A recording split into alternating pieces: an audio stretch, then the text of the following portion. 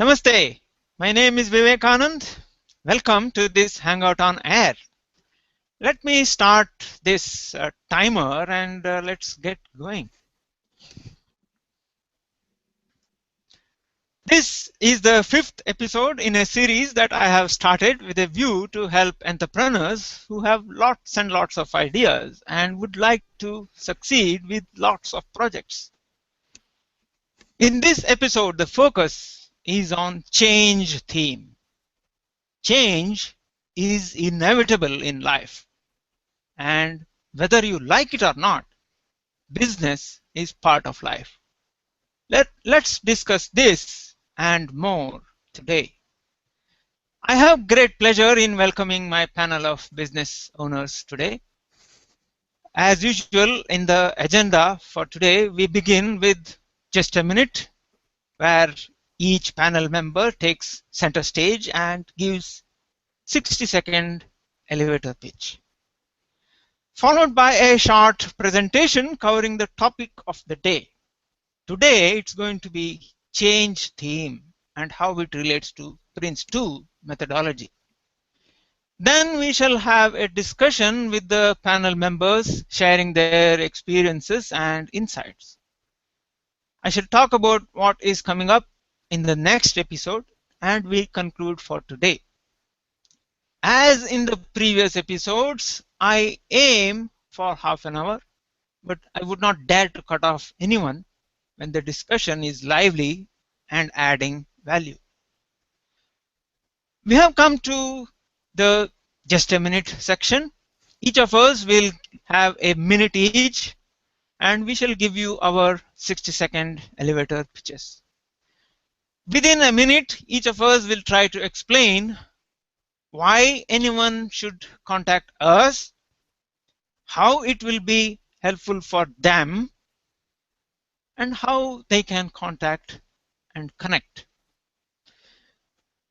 There will be a penalty if you go over a minute, which is meant to be fun. The penalty is you have to say the sentence, integrate, simplify life 3 times. I apply the same rule to myself, but the penalty for me would be decided by the panel members. Let me start the whole thing going. I have a 1-minute timer set up here. Let me start it, and here we go. Namaste. My name is Vivekanand. Wake Technology is my company. I believe in living a simple life. I believe in thinking differently. I am proud to share my beliefs with Steve Jobs and Leonardo da Vinci, who said simplicity is the ultimate in sophistication. Here's my simple way. Avoid the cowboys. Work with the Indian. Let the Indian handle technology. And you live an integrated, simple life. To integrate, simplify life, contact me through my Google Plus page or my website, wake-technology.com. Hope that came in within 60 seconds. It's our guest's turn now. I shall call out each of your names and start a timer. I'll start with Scott.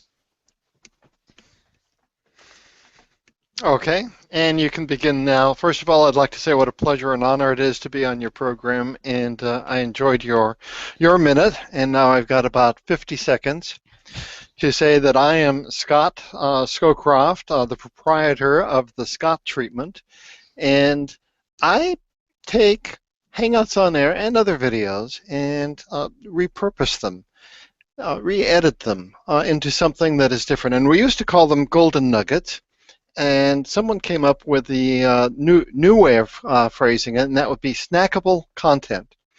And the reason for this is because people who have videos, especially Hangouts on Air, they tend to be rough drafts. They tend to be spontaneous for a live audience.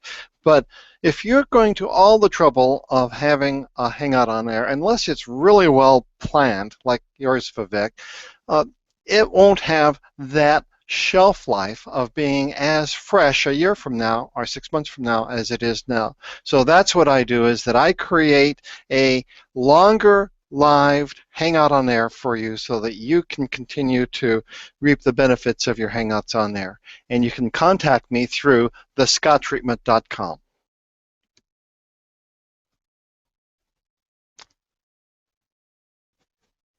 And you appear to be muted. Yeah, you just came in under a minute. That was good. It's David's turn. David? Before you turn the meter on me, Scott, I missed one of the words you used to describe what it is you do. It was something. Was it fantastic? It was something video. You said you used a word right in front of the word video. Snackable. Snackable content is snackable content. Interesting. Interesting branding, my friend Scott. I just missed that word, and since I have watched you from the inception of your business, literally, I've been very pleased to watch how everything has evolved, and you're doing the right stuff, Scott. And I knew you would. Your meter is running, David. My name is Small Biz David. You can find me at my Google Plus profile, Small Biz David, or you can go directly to a wonderfully exciting community that I am building called Dreaming with Entrepreneurs in Google Plus. Wow, that was good. I didn't say why you should come. You should come because you're going to have some fun. You're going to learn a lot of things, make new friends, and enhance your business. Okay. That was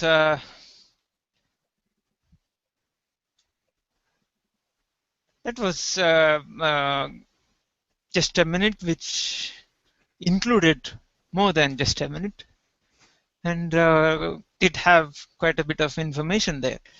We have now come to the topic of the day. I shall show you a short presentation.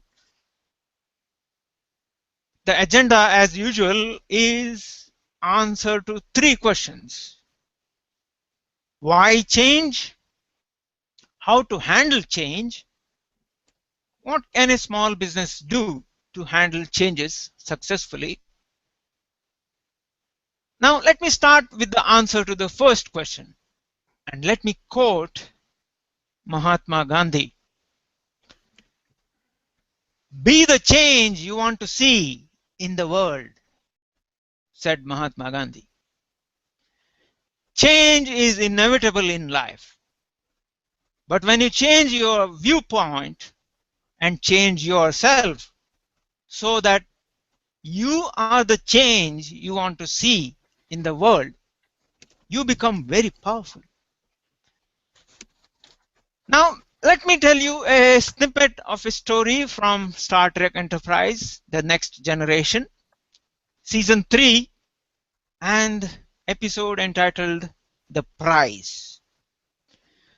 The story is several groups, including the Federation, are bidding for rights to manage the entrance to a wormhole discovered near a resource-poor planet called Barzan 2.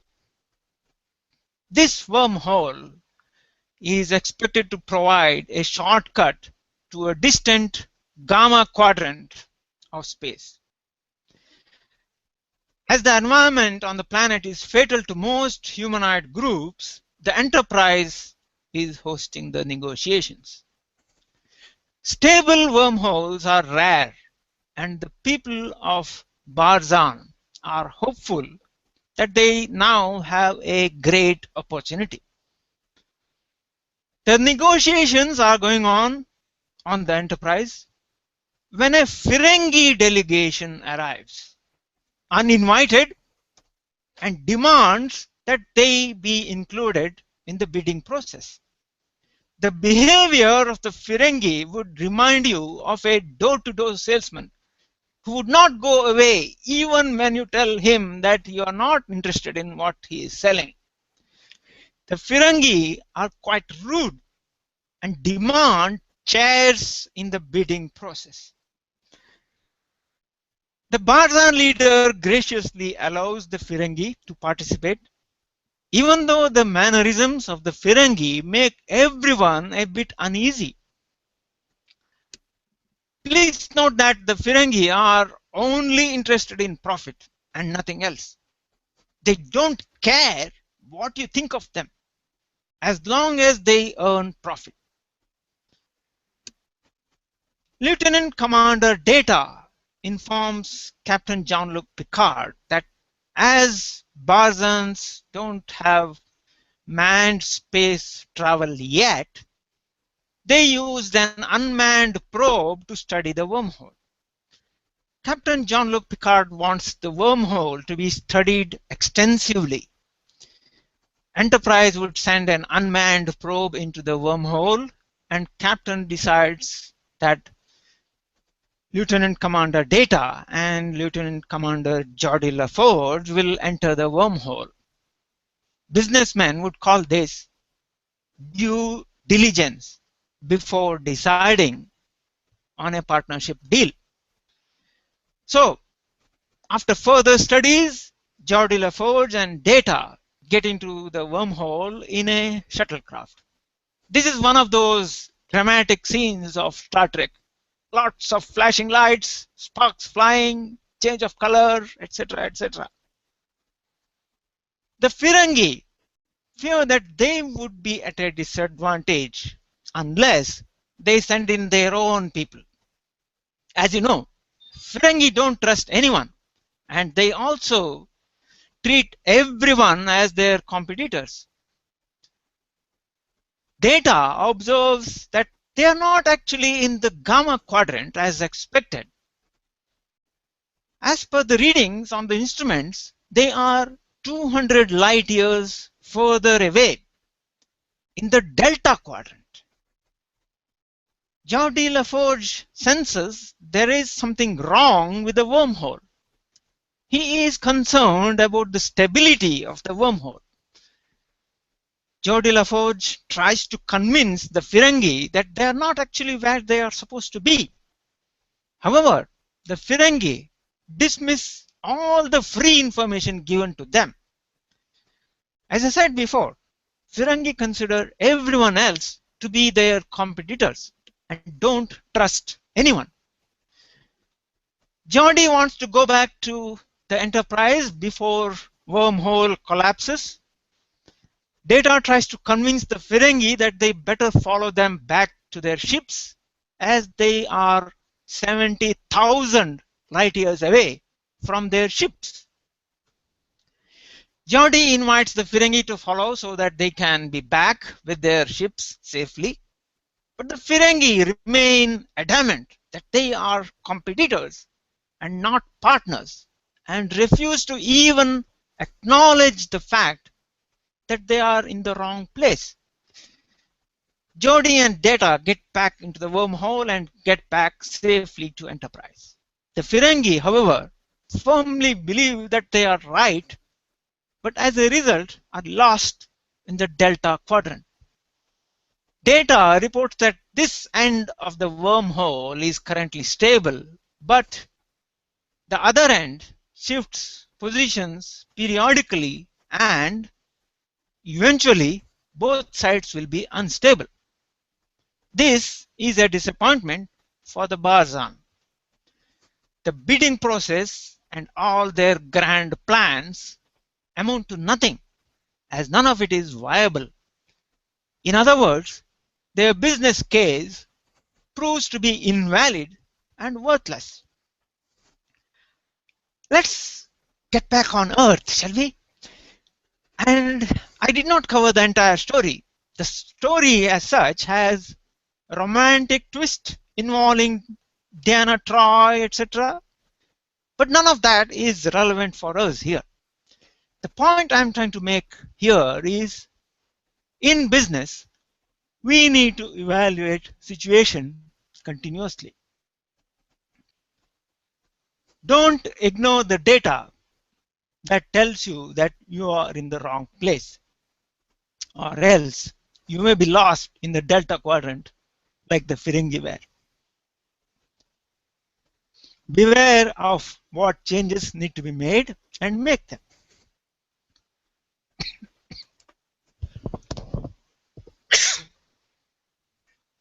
Sorry, I need to take a drink.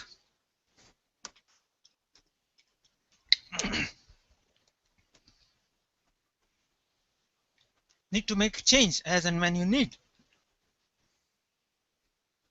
But make sure you involve all stakeholders. In PRINCE2, this is handled using project board. Hope you remember the project board, the executive in the middle, the senior user on the left, and the senior supplier on the right. It's time to show you a mind map. I need to do a screen share, and as usual, I shall pin one of you. I think I shall pin Scott and then proceed. Scott, you can respond. What do you think of? Sure. I'd be delighted to respond because I can relate exactly to what you've said so far and loved your use of Star Trek to illustrate the point, and it just really brings it home, literally. So I can apply to myself the idea of evaluate, change yourself, and involve the stakeholders. And when it comes time for us to relay our personal stories, I'll be more than happy to be in front and center for that. So why don't you go ahead and, I see that the screen share is up, so why don't you go ahead and take it away and go from there. Mm-hmm.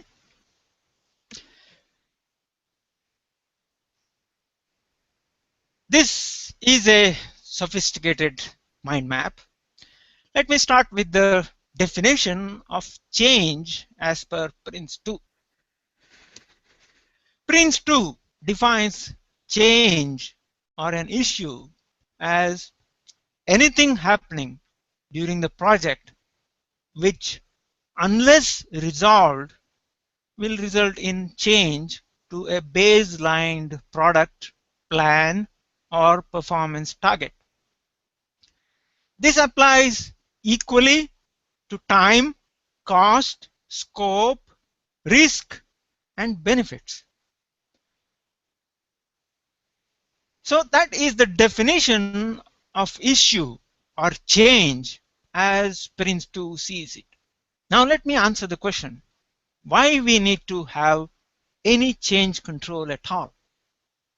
As you can see on the right hand side of this mind map, if you have no procedure or processes to take care of change, then your project becomes non-responsive to stakeholders and quickly gets out of control. Much in the same way as this mind map itself has become there. The other two aspects are identification of the issue or change and assessment of what is required to be done. Back to the big map. The project manager gets inputs from the specialist, team manager, customer, and the sponsor of the project. One needs to identify every change, ensure every change is agreed before it happens or is made to happen, which means there has to be an assessment and control. A few points about types of issues or changes. Project manager makes sure they are recorded. Whenever there is something which is off specification or expected to be off specification, the project manager assesses the issue and escalates it to the project board, or maybe raise a request for change for baseline product. Project board then considers the change budget and authorizes the change request. However, day-to-day responsibility is mostly delegated to the project manager. This big section here, which says during initiating project, indicates the time when the change control processes are put in place. We need to define, maintain, and control the changes. There are several controls available, starting with the configuration management strategy, configuration records, daily log, issue reports, etc., etc. The configuration management system is there to make sure that the proper version gets delivered to the customer. Issues and changes are controlled properly so that the customer is always given a great experience. We have now come to the end of the topic of the day presentation, and let me come back into your view by coming out of the screen share. I'm going to pin David this time and come out of screen share. David. Yes, I just unmuted myself. As you were doing your presentation, I wrote down a question, but you then went on to answer the question, and so change. Well, that's how good you are, Vivek. You answer the question. You answer the question before you even know what it is. What I wanted, and I think it's an important part, and you did allude to it several times, that change has to be very much a defined process. You don't just change to change. There has to be a process of change. And you went on to explain that a little bit in your presentation. One question I do have, however, and then I'll go on to experiences, because as I mentioned to you last week, I've been very, very fortunate in changes that I've been able to make in my life. But you used the word stakeholder, and you said that all stakeholders must be a part of that change, of the changes. I don't know if they're all part of the process, but they're part of the change. And I'd like for you to define stakeholder. And the reason I want you to define stakeholder, you know, in an organization like you have, like I have, like Scott has, we don't have much of an organization. It's pretty much ourselves. And so when we are the stakeholders at most, our customers are stakeholders. And in the case of, let's say, Scott, for instance, where change that he makes within the way that he does business very, very, very much impacts his stakeholders, because there's deadlines, there's time, you know, and so if Scott would make a change in one of those areas, he has to engage his stakeholders on that change. Whereas myself, and I can't answer for you. You'll be able to make the best answer for yourself. But when I want to change, I just change. And if I say, you know what, I'm not doing this right, I can tell by the comments I'm getting in my streams, or comments I'm not getting in my streams. I get a feel for that change that I have to make. And I made this statement in our trailer that, you know, change for human beings is the toughest thing to do. We don't like to change. We get into our comfort zones, and things appear to be working well. And so when somebody comes along and says, well, you need to change the way you do that, that takes us out of our comfort zone. But as you mentioned, change is absolutely necessary. As Gandhi said, change is life. Life is change, and so it has to be a part of our thinking, of our process. And I talk to small businesses. That's what I do. I talk to small businesses all the time in one way or another. And small business, the smaller the business is, the more advantage there is to change, because you can change quickly. You can change in the next 90 seconds if you want to. But the larger the organization, it's more difficult to make a change because you've got more stakeholders, you've got more layers of bureaucracy within your company. So embrace change. I don't. Did you use the word embrace? My recommendation is embrace change, because change is life. And one final example in terms of my life, I told you early on that one of the reasons why I've been so engaged in your weekly discussions is because I have viewed my life, my business life, in terms of projects. I create a project, and that's what I do. I go out and I do it, and so that I've been following, very closely what you've been talking about, because your whole concept, well, not your concept, but Prince is based upon projects and dealing with projects and changing projects and the risk of taking on new projects. Am I rambling here? Have I gotten to my point yet? Yeah, you asked me. Okay, let me answer the question you asked me. Who are the stakeholders? Yes, please. That's a good. I need to put my hands around that one. Stakeholders are, as you rightly said, yes, your customers are a major stakeholders, a major stakeholder, and the other aspect which you didn't talk about much was, you may be supplying something from someone else.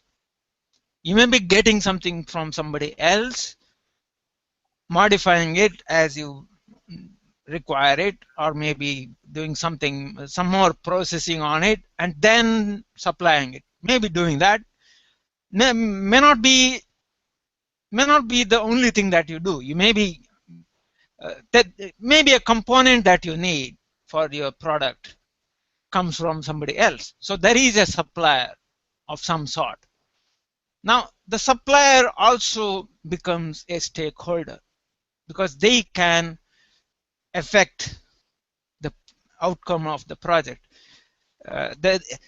In one of the examples that we did in the PRINCE2 study, was one of them is actually how do you handle if one of your supplier goes into administration and can no longer supply the product that you expect them to deliver? How do you handle that? So stakeholders, supplier is also a stakeholder. And you may be having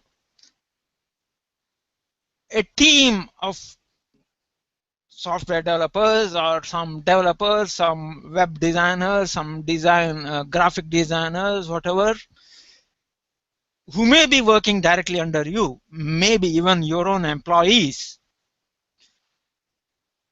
but they may still affect what you do.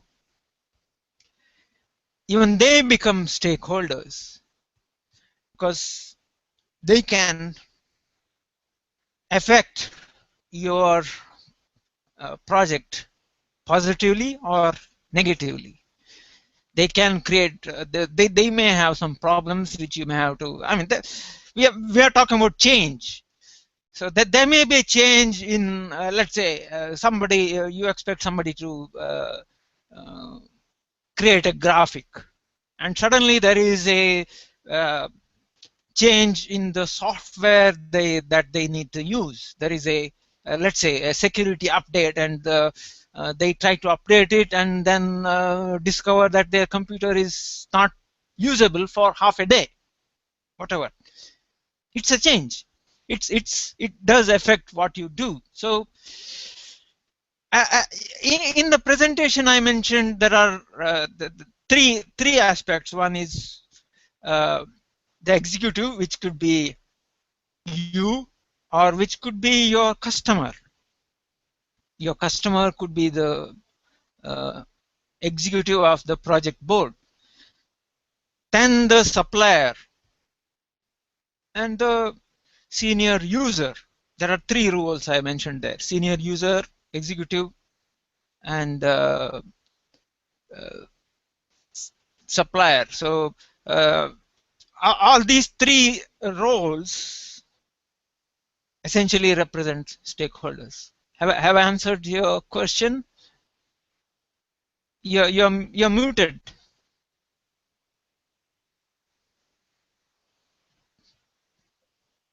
Yes, you did answer the question, and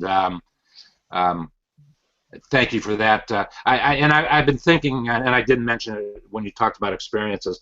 I've been very fortunate in my life, and I think it'll play. What I'm going to share now will play into what you just said. Every 10 years, for the last 40 years, I have changed the direction of what I do. I've always had the marketing and sales theme about everything, but in the 70s it was publishing. In the 80s it was direct marketing, direct mail, pretty much all of the 80s. In the 90s it was teleservices, and in 2000 it became the internet. So literally, I've been very fortunate. Every 10 years I've changed, I don't know, the delivery, the way that I communicate with the marketplace, but still all along the way creating projects. And for me, the change was easy. It was very easy. It was just understanding the distribution tool that we were using, and then the rest, you just did it. Nothing really changed. The only thing that really changed was the distribution tool. It was still we still had to communicate with the marketplace in whatever way we were communicating with.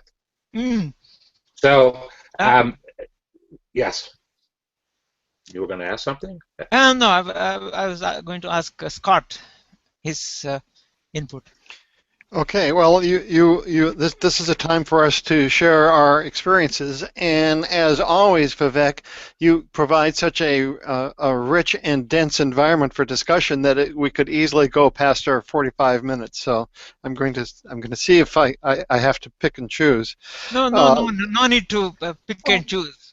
Well, I'm going to be going to do the best. I'm going to do the best I can to deliver value. Let's just put it that way.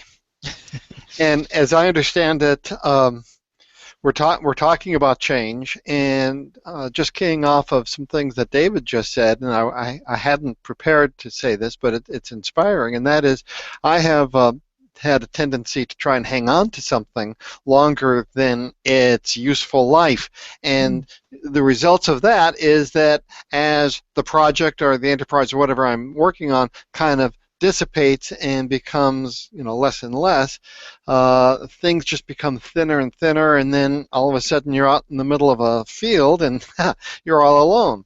So the least that you can do is try and move along with the tide of history so that that you keep up.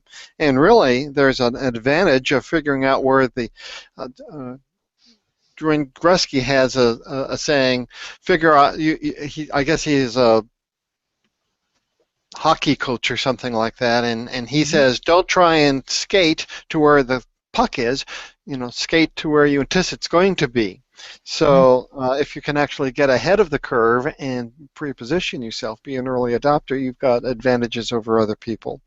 In terms of change in small business, I can really relate to this because I'm a small business person and really launched myself officially within the last 3 or 4 months. And initially I thought that I was going to be editing multiple, live action videos that were Hangouts on Air, so that they would be golden nuggets or snackable content. And what I've discovered early on is that the people who are providing that that footage, Hangout host, also have video that doesn't fit into the Hangout model. They've got other video in their lives as well, and they want that to be edited. So all of a sudden, on one side, I have, other products that I am manipulating and editing. And I thought that it would be, okay, here's something that you did for a Google Plus audience, and at the end, that my deliverable is something for a Google Plus audience. But people who are HOA hosts who are involved with video have other audiences other than just on the Google Plus platform, and they want, and that's a different product. If I listen to them, then I can say, oh, well, I can help you out not just in one area, but in 5 areas of your life. But the only way I can do that is A, if I listen to them, and B, if I'm willing to change. And if I was really smart, I try and figure out where they're going to be next, and and skate to that position so that I'm ready with them with an open arms when they say, hey, can you do this? And I can say, sure, no problem. And it is no problem because I followed your, PRINCE2 approach.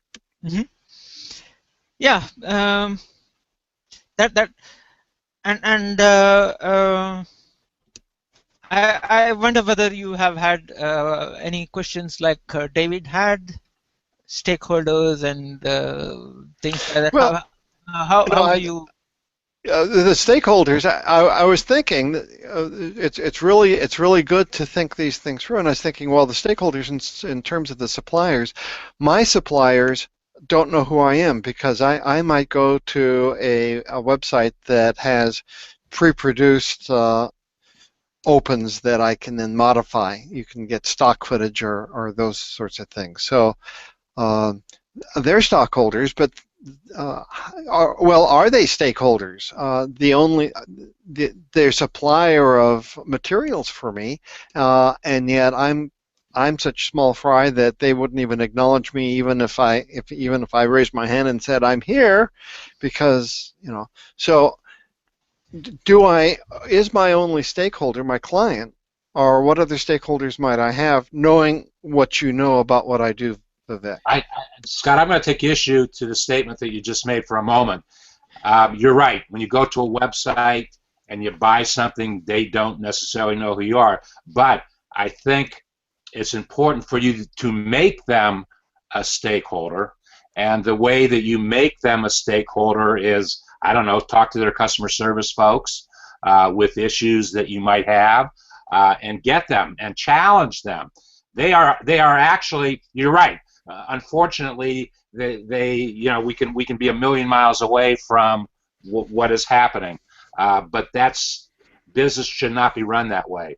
Anytime that you make a purchase on a site for a tool that you need, it should be their number one objective is to become a stakeholder in what it is that you're doing, and all too often we forget about that principle of building that relationship with the customer. And if you like their software or whatever, you're going to continue using it.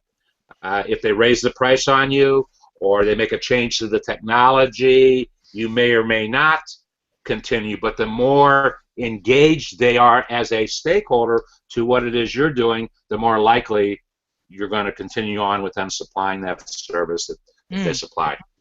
I agree with you, David, on that point. One example I can give is I use this mind map software. It's on my iPad. It's on the iPad, and it's also available on PC.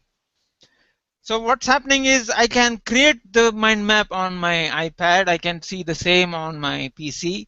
I can do some changes. For certain things, the iPad is easier to handle, whereas for certain other things, the PC is easier to handle. Same for the same end goal. The point here is the software on the PC. I had some problems with that. So I contacted the support team, And I also said, I'm using this for this purpose, and I find that this is the problem. Is there any way of where you can help me, and so on? And then they said, not really. There is a new version available, so on and so forth. It costs you so much, blah blah blah. Okay. I asked them what features that new version has versus the existing one, and then went on to a bit of discussion, if you will. There was a bit of a discussion going on between me and them, and then suddenly I find that they found that what I'm doing is probably quite useful for them. That's my guess, because I suddenly found that they have sent me the um, software, the next version, free of cost. How? I don't know. Why? Probably they thought I would be useful for them. So that's a case where involving them as a stakeholder in what I'm doing help them see the value in what I'm doing, and then they probably saw that giving the new software to me, which doesn't really actually cost them huge amount of money, but probably they felt that, okay, within our marketing budget or whatever, we can give it to.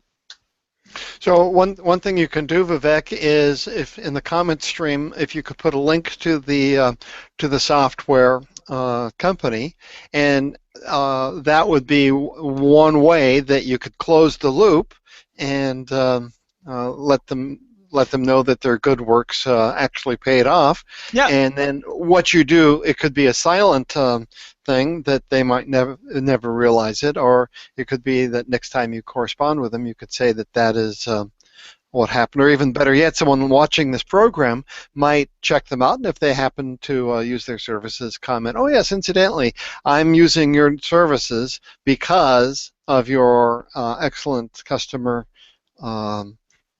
relations that I just happened to find out about, and then they could refer to you, and then that closes the loop, closes the circle one more time.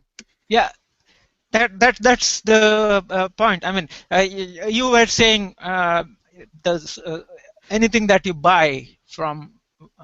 Well, what I think the insight is that they're all stakeholders, but they're passive stakeholders until something happens, and usually when it's something goes wrong, so they become non-passive. But in some instances, things go right, and so and I guess that's the way that you want it to be. Things are just going to go smoothly. Doesn't mean that they're not a stakeholder. It just means that you don't have to pay much attention to them. Yeah. They still, I mean, if you consider them to be the stakeholder, just as the other example I gave previously, you have software. Any software actually does become a kind of stakeholder in that the changes that happen to the software can become a hindrance to you. For example, if there is a if your business depends on Windows operating system, and suddenly there is a major service pack that is released, and everyone has to apply that, and you lose a couple of days worth of work. Well, all along, I've been thinking or defining a stakeholder as, if I'm a stakeholder, that means I care about what's going on. It's from my point of view, I am a stakeholder in the process. From this conversation, what I'm learning is that if there's a company that's involved, important for your project, they are stakeholders if they care or not. Yeah. And what we want them to do is that we want them to feel as if they've got skin in the game, and that if we need them, they'll rise to the occasion, whatever that means. So it's really they're a stakeholder if they rise to the occasion, or they're a stakeholder if you can't get a hold of their anyone, and it turns out to be a problem. Yeah, exactly. So yeah, that's David. Want to add anything more? No, I think you guys have your hands around it.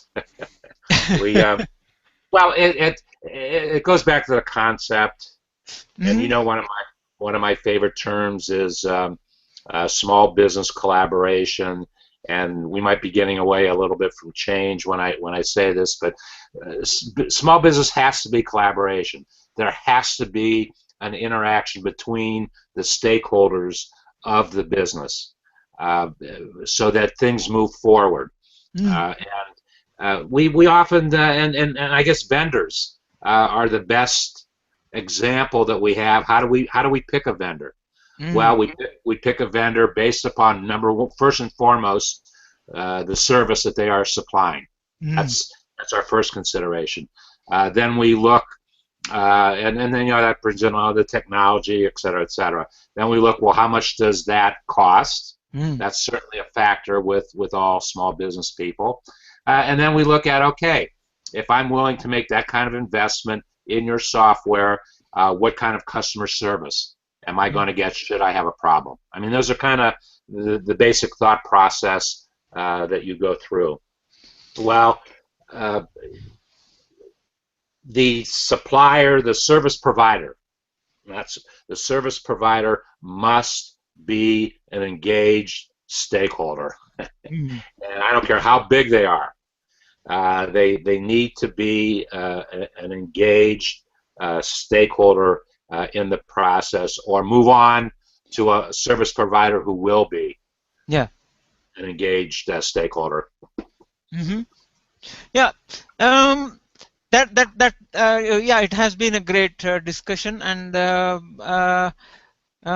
we have actually now come to the what is coming up next week section. Next week, same time, same place, we would be talking about progress theme of PRINCE2. Here's a mind map, and yes, I would be explaining it all in the next episode. We are now closing in on the end of the show for today. Let me give the floor once again to our panel members for their closing comments. You are welcome to tell us how to reach you, any special message, any show you want to promote. It's yours. Okay, I'll jump right in. And first of all, it's been a pleasure being on the panel as always. And there's nothing like having skin in the game to really pay attention. For small businesses, what you're talking about is really golden, Vivek. I think it's really terrific. I'm not prepared with all of the details, but I'll put it in the comments stream. Jess Dool and Nora Whalen are having a summit coming up later this week that is 4 days from August 15th to the 17th, I think, with 15 different speakers on topics that are important to small businesses and entrepreneurs to make business more productive and fun. So I'm on the team, the support team from that, but I would support it regardless because I think it represents something that's brand new and the next step in terms of Hangouts on Air and the maturity of the platform itself. So for anyone who is in business and who would like to really have something that would be terrifically potentially valuable for them, I will encourage them to check out the comment stream after the show and see if this would be a good fit for them. David? Segueing onto what Scott just said, I will put in the event stream an HOA that I produced on Saturday. The reason being, Nora and Jess explained exactly what they were doing, and They also showed the graphic that was created for it, and there was a good discussion about the whole event, and it's in the first part of the HOA, so someone can get right into it. So I'll post that in the event stream, Vivek and Scott. It was, as always, as Scott said, it's been enjoyable, a great personal experience for me, Vivek, to get involved in these discussions. I can't say what the rest of the world is getting out of them, but I've enjoyed it immensely because you give me a chance to reflect on all the things. I mean, I should have seen the mind map 30 years ago is when I really should have seen it. And it's coming at a different time in my life, but there's so much to it. It's so much discussion and things that small businesses should be thinking about. And I think I saw something a little bit different today, and I want to commend you on it, where you took that portion of the mind map that really focused on today's discussion, and you kind of made a slide, if you will, just for it. So it was bigger this time, and I saw it right away, and I thank you for making that change. When you have eyes like I do that are 65 years old, we need all the help that we can get. And as you know, that was my thought with you from the very beginning, that mind map there's a lot of stuff on there, and we want to make sure that we focus on it. So thank you for highlighting that part today, and I look forward to the discussion next week and the just contributing to it. Thank you very much. I'm sure you would all want to know more, and as this is a series of HOAs, there is more to come. Thank you for watching the show.